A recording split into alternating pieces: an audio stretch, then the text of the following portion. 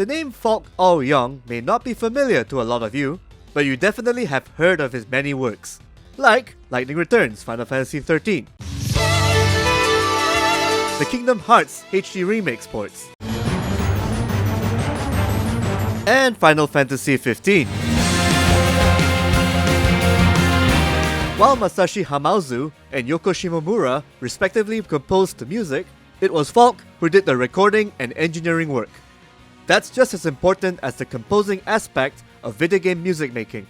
If your music isn't engineered and mixed properly, even the best compositions will sound like it was recorded in another room down the hallway. Here's how we put it in this Kakuchopuri exclusive with the man himself. The way I can describe it is, if you have a composition, the composition is like a blueprint or a recipe. Recording would be going out and getting the ingredients, and obviously you can get really high quality ingredients, which is what I'm interested in. And mixing is the process of baking the cake. Like, you need to know how much, how long to put this, what order to put ingredients in, how long to bake, how hot it is, and a lot of that comes with practical experience. It can be taught in class, but even those classes I took at Berkeley were very much hands-on. It really is the process of realizing the composer's vision. In modern times, very often a composer will put together what is called a demo version, which is a lot of sequenced library stuff. And when that demo is approved by the game director or their respective clients, it goes through what's called a production pass, which might be just resequencing it with higher quality sample libraries by people whose career is doing that. Or if they have the budget, a lot of people opt to record live nowadays because, again, it brings a whole new dimension to the music. So that was our job in SoundtRec. Shota Nakama co-founded, and at the time he was my boss. So he was the CEO of the company, and he also orchestrated for a lot of gigs, and I would be the recording and mixing engineer. So he'd be handling the creative side, and a lot of the times the people that we worked with were his friends who got him to orchestrate because they trusted him with the creative side of the music, and he trusted me with the technical side of that. So I would make sure that files were all there to make the recording session happen. I would make sure that the tempo was correct. Everything's following click track. If it was going to a cutscene, that it would sync up to the cutscene, stuff like that. So after that, after it's all recorded, it's time to mix. What describes it the best would be how loud instruments are compared to each other, whether they sound like they're in the same room, which often is a mistake where like if you have badly mixed stuff, some things can sound like they're right in front of your face, while other things could be sounding like they're in the back of the room. So how did he get his start in the video games music industry? Just like all talented musicians, through music college, of course. So I did computer science. Right after I did computer science, I worked at eGames Global. That's Terra ICT. That's a Malaysian company that produces or publishes a lot of Korean MMORPGs. And I joined them very specifically because I had a very keen interest in a game called O2 Jam, which was kind of big in Malaysia back then. And I felt that I had a lot to contribute to that particular game in general, and also get a lot of experience working on games and working on music professionally and all that. After a few years, I just decided that I needed to take this career more seriously and said, hey, look, I've done my computer science, I have worked a little bit, now I want to more formalize my training in music. So I quit eGames, and we had a very amicable parting, and I said I wanted to study more. So I went to ICOM, which is an International College of Music, it's a Malaysian college. And they have a twinning program with Berklee College of Music in Boston. So eventually I ended up in Boston. And that's where I met a lot of folks who I still work with today. Even when I went to Berklee, I was in this because I wanted to learn how to record instruments, live ensembles, soloists, vocalists, everything, choir, for video games specifically, because growing up, one of my biggest influences, not as a musician, but just as a person, was Final Fantasy. And I got into it late. I played Final Fantasy VII as my first game, and it blew me away. So from there, I went back to the old classics, the NES games, the Super Nintendo games, and like, wow, this is amazing. And then that was at a point of time where there was a lot of push into live recordings for video games as well. So I really wanted to be a part of that. So in Berkeley, I studied music production and engineering. And I was the guy in the class who was always in the corner, the video game nerd. And I got that label, and I met a lot of people who had the same passion. These days, Sonic games rarely lead to something good. But in Falk's case, it's the game that set his rising career in audio mixing. Or at least, a fan game that pays tribute to the Blue Hedgehog.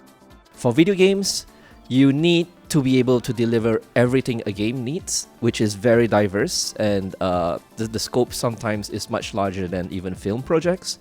So I felt that a portfolio or a series of things you could play on YouTube doesn't demonstrate that you can cover everything a video game needs, because you get to cherry pick. Like if you like to write action music, you just, here are my battle teams, and it doesn't tell a game director whether you can handle character teams or event teams or cutscenes. So having your music in a game is the best portfolio that you can have.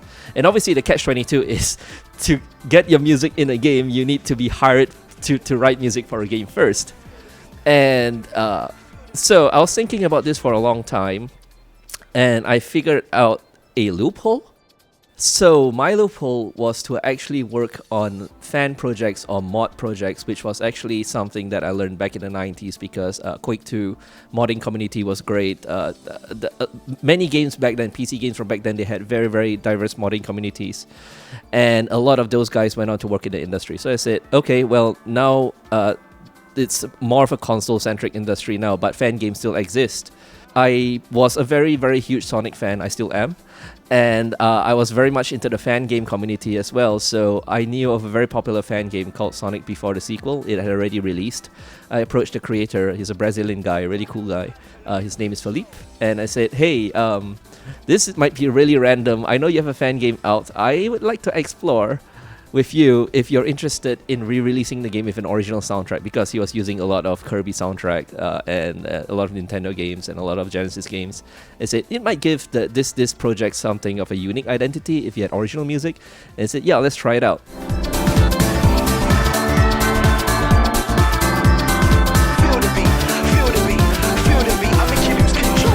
I didn't know what I was getting into, because and that was a very great learning experience for me as well, because coming back to this whole mindset that I had where you can't cherry pick what you want to do, you need to do everything.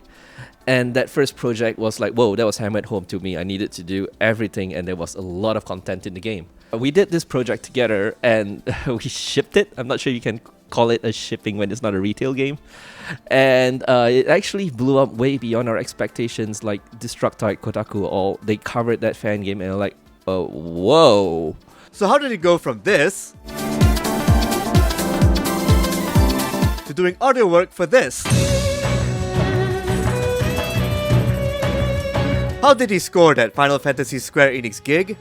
I attended a concert called the Video Game Orchestra in 2011. If I'm not wrong, the title of the concert was Two Generations of Music in Film and Games. So they had Alan Silvestrie's music from Forrest Gump, and they had a lot of Final Fantasy stuff. They had some Chrono, and it was in Boston Symphony Hall, which is like rated the best symphony hall in the USA. So it's like, wow, this was an experience. And I said, I really want to be a part of this as well. I emailed the producer Shota Nakama, and I said, hey, I'm a student at Berkeley. I'm studying how to record. If you guys ever want to do an album, hit me up. And Shota read that email because he commented on it, but he never replied to that email for 18 months. We hit it off in other ways, because obviously we both love games, we love music, but there never was an opportunity until one day he called me and said, hey Falk, I might have a gig. I can't tell you what it is. Could you come to Starbucks? It's like, maybe it's time for the album. And so I went to Starbucks and said, we have a recording gig. I need to know if you can do it. And he said, this is for Final Fantasy. Yes. What? But yeah, I guess I just had a really strong portfolio in many ways. So we did this gig. It was for Lightning Returns Final Fantasy 13. It was really tense. Masashi Hamauzu, who's an incredible composer, and he was one of my heroes as well. Having that hero sitting behind you while you are presenting your work for a franchise that you grew up with is nerve-wracking, to say the least.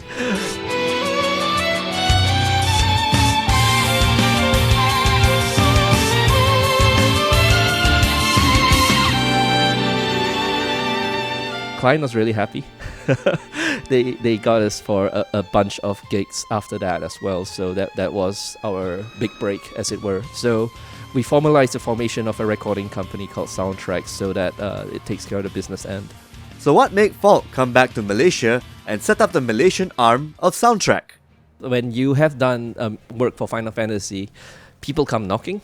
So we ended up working on a lot of film, animation, some stuff for NHK, some stuff with Hitoshi Sakimoto-san from Basicscape, composer for Tactics 12. And I realized after a few years of doing it, was like, man. I remember when I went to Berkeley, I was like, oh man, I want to compose for games, and I'm just working on other people's music right now. Don't get me wrong, those are still my heroes. Those are were my heroes growing up. Meeting them, working with them, and seeing those projects release was like, it blew my mind. But at the same time, I was like, I think it might be good for me to take a break, a sabbatical of sorts, go back to Malaysia and just start composing for fun. So I came back to Malaysia. It was originally a plan to both renew my visa and for me to take a few months break off the mixing work that we were doing and just compose for fun. I attended the first iteration of Level Up, and I realized, wow, from the time I left Malaysia to Berkeley to study to now, there was a lot of difference. There was a very concerted push into getting the industry up to the next level up. And I met Wan Hasmir there again. We actually met in PAX East when he was there to promote Final Fantasy. I was like, hey, fellow Malaysian Kaki, I'm also working on the game. And it's like, whoa, really? But we actually met after we had completed most of the work. So it wasn't true Final Fantasy that we met, but so much as it was at the same time. And he was at Level Up as well, presenting. And I just realized that there was a lot going on back home as well. And I wanted to be part of that. Part of it is obviously homeboy pride, because if something is happening here, I really want to be a part of it. I decided to talk to Shota Nakama about it and said, hey, I'm over here in Malaysia. I'm at this conference and I think there might be business to be had here.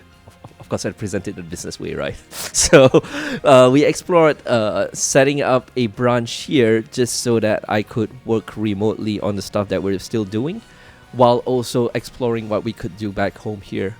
And our litmus test actually was Final Fantasy 15. So I did most of the work on the mixing side from Malaysia, while the Boston side was recording, and obviously Japan was where our client was. It was easier in some ways because of time zones. And harder in some ways because Shota was suddenly on the opposite side of the planet, so time zones again. We finished that project, like I said, and again, the results were pretty positive. So it's like, okay, in that case, if a project of that scope can be done this way, let's officialize it. Let's start up this branch here in Malaysia. Of course, an engineer like Falk longs to compose and make his own music. So, we turn to one of his passion projects with the guys in charge of the Sonic before and after the sequel games.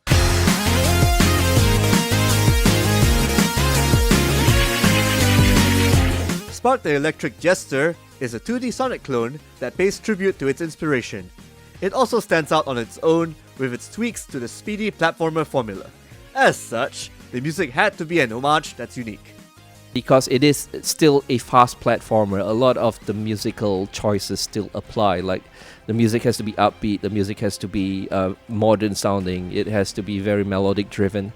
But at the same time, we didn't want to be shackled by being compared to Sonic all the time.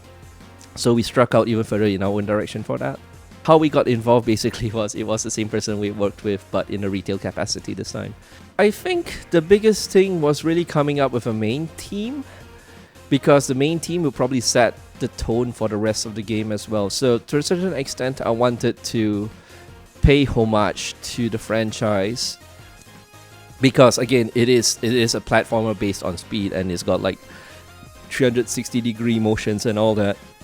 But at the same time, I didn't want that comparison to Sonic, so I referenced a lot of other 2D platformers, both from past and from present, to create. And the main team ended up sounding like a cross, in my opinion at least, a cross between like Mega Man music and There's a little bit of indescribable Castlevania in it as well, in the way that the chords flow, but I'm not sure if that comes off very, very obviously. And obviously, there is a lot of the attitude that Sonic is known for as well. All that being said, there is a level called Mega Rough Fleet. It's the second last level in the game. And Philippe said, okay, do whatever you want with this. It's like, okay, sure.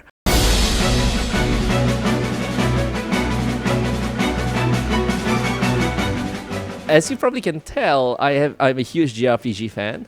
And while I was doing this project, I really wanted to write something that was very, very JRPG. So yeah, I did what I envisioned as like JRPG Final Dungeon, except that it was going at like 200 kilometers an hour. So yeah, that's where the music from Mega Rough Fleet came from. And then we come full circle with a Malaysian-made RPG simulation, Relegend, which is out now in early access for the public. This charming little RPG holds a lot of promise, not just because of its old-school gameplay, but also for its soundtrack. What's interesting about the game is that, to me, it appeals both to JRPG sensibilities as well as Korean MMO sensibilities, because a lot of people from Malaysia obviously played stuff like Ragnarok Online and a lot of Korean MMOs. And it also harkens back to my days working at eGames on O2Jam and seeing all the other games they were publishing. So, and I played MapleStory a lot. I have to admit, I wasn't a huge Ragnarok fan, but for some reason MapleStory got me, and it's like played it for years. In a nutshell, and this is not directly related to the inspiration per se for this one game, but more of a meta sense where Ragnarok Online in many ways set the bar for Korean game music. Before that, a lot of Korean games were just known as like grindy MMOs. Ragnarok comes out and now Korean games are known as grindy MMOs with good music, and every single game is compared to that, you know. So I wanted to have that for Malaysia. Not to like blow my own horn, but we have gone above and beyond and trying to create something that is both nostalgic for people who have played a lot of JRPGs and Korean MMOs, but also striking out in our own direction. Interestingly enough, the experiences we sparked versus Sonic fan games was very, very informative in like trying to thread that needle. Game director DC, he's a huge video game music fan as well, so he's one of my kakis. And so we talk a lot about what we like, what we don't like, what we think might bring this something new to this whole thing. And he was very, very much interested in exploring live recording to begin with. So the game is divided into acts or biomes, and at the end of a first biome, the final dungeon in the first biome is a track that it sets the mood for it. And one thing special about it is after I composed it, I got my good friend Kevin Penkin, composer for Made in Abyss, Rising of Shield Hero, Florence. So I actually mixed a lot of his stuff and I said, hey, do you want to help me out with this? I said, actually didn't ask, can you help me out with this because I'm overloaded? And he said, sure. So I gave him that track to arrange, and he did an incredible arrangement for that. And it's all live recorded. So I think that track is pretty special to me. Because all this time, again, when it goes back to this, my whole journey of like, I want to do video games, I want to compose for video games, but I ended up mixing for a lot of stuff. And I ended up mixing for Kevin's stuff as well. And the fact that he's working on one of my tracks is, I don't know, it's validation in a way. And yeah, Kevin is a really, really cool guy. So I'm really, really glad that with his contribution to this.